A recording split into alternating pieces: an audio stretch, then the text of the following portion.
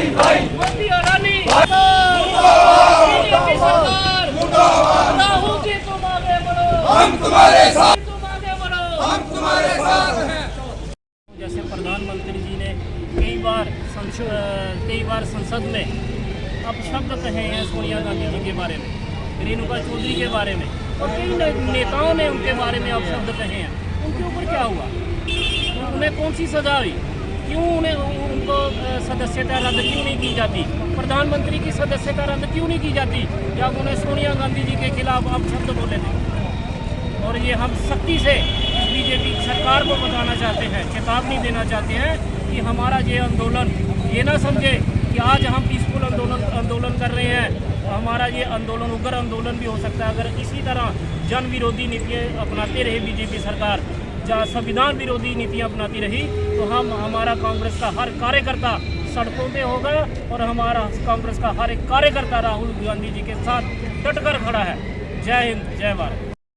कब तक आपका ये प्रदर्शन चलता रहेगा और क्या कुछ आपकी ये मांग रहेगी? अगर भाजपा फिर भी ऐसी हरकतें करती रहेगी तो क्या कुछ कहेंगे आप? देखिए, ये जो सत्याग्रह है ये पूरे हिंदुस्तान में आज हो रहा है, ये कोई जम्मू में नहीं हो रहा, ये पूरे हिंदुस्तान में सत्याग्रह हो क्यों रहा है? ये लोग पूछ रहे हैं हो क्यों रहा है? इसलिए हो रहा है कि लोकतंत्र की हत्या पिछले 8-9 साल से जो बीजेपी सरकार कर रही है उसके विरोध में सारे लोग खड़े हैं। ये सिर्फ कांग्रेस ही नहीं, पूरे विपक्षी दल एकजुट होकर बीजेपी के खिलाफ खड़े हैं। आपने देखा कि राहुल गांधी जी को 2 साल की सजा दी गई, क्या कसूर था उन्होंने तो भ्रष्टाचार की आवाज खड़ाई थी। उन्होंने कहा नीरज मोदी, ललित मोदी, नरेंद्र मोदी ये चोर हैं, जिन्होंने भ्रष्टाचार किया। 24,000 करोड़ रुपया अडानी यहाँ पे गरीबों का लेकर चला गया है, उसके खिलाफ बोलने की उनको ये सजा मिली कि उनको 2 साल की सजा मिल गई।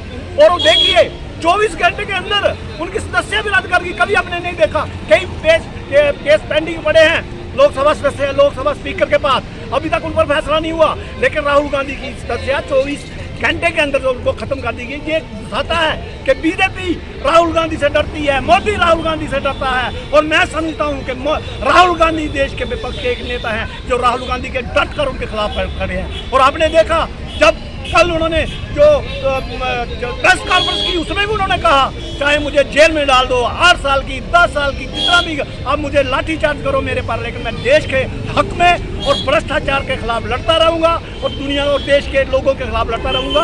और हम सभी कांग्रेसी, चाहे वो हिंदुस्तान के कोने कोने में जहाँ भी रहते हैं, राहुल गांधी के साथ खड़े हैं। अगर राहुल गांधी पर कुछ हुआ हम डंडे लाठियाँ खाने को, गोलियाँ खाने को भी तैयार हैं, लेकिन राहुल गांधी के साथ खड़े हैं। देखिए हत्या लग रही है और डिक्टेटरशिप जो सच्चाई में चल रही है। देखिए, जैसे संजीव शर्मा जी ने हम कहा, वैसे मैं कहना चाहता हूँ कि सत्याग्रह जो है ये आज पूरे देश में चल रहा है, सिर्फ जम्मू में नहीं, पूरे देश में कांग्रेस पार्टी सत्याग्रह कर रही है और आंदोलन कर रही है। इसकी मेन वजह जो है, ये जो लोकतंत्र हमारा, लोकतंत्र पर जो चोट हो रही है, लोकतंत्र की जो हत्या हो रही है, इसके विरोध में हम प्रदर्शन कर रहे हैं, लोगों के हक में हम प्रदर्शन कर रहे हैं। आपने देखा कि राहुल गांधी को बिना किसी कसूर के 2 साल की सजा दी गई। क्या कसूर था?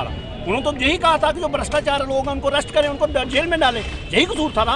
और उसके 24 घंटे के बाद उनकी सदस्य भी रद्द की जाती है।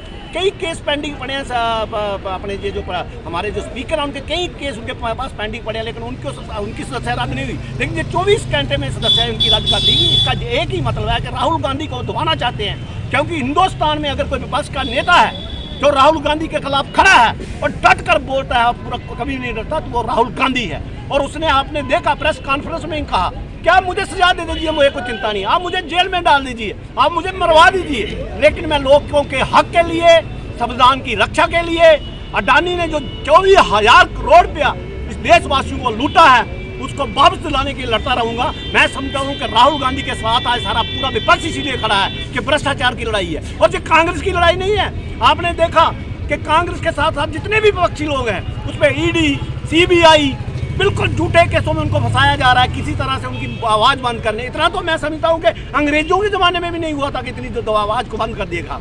आगे भी ऐसे प्रदर्शन करते रहेगा, आगे भी आगे प्रदर्शन करते रहेंगे। और मैं ये कहना चाहता हूँ कि जब बाहर देश में जब राहुल गांधी ने ये कहा कि लोकतंत्र की हत्या हो रही है, हमें बोलने का मौका नहीं दिया जा रहा, हमें पार्लियामेंट में बोलने का मौका नहीं दिया, आज वो सच हो रहा है।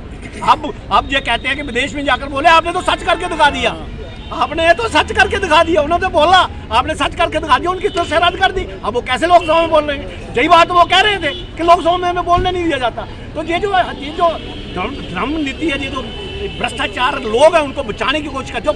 बीजेपी के टब में जाता है, जैसे कह रहे हैं वॉशिंग मशीन हमारे लोग कहते हैं, जो बीजेपी में शामिल हो जाता है वॉशिंग मशीन में चला जाता है वो धुल जाता है। लेकिन विपक्ष का कोई निर्दोष आदमी नेता भी हो उसको भी जेल में डाल देते हैं। लेकिन ज़्यादा देर चलने वाला ना, मैं दावे से कह सकता हूँ 2024 में जब इलेक्शन होगी मोदी सरकार हटेगी और देश में राहुल गांधी देश के प्रधानमंत्री बनेंगे, ये हमारा वादा है।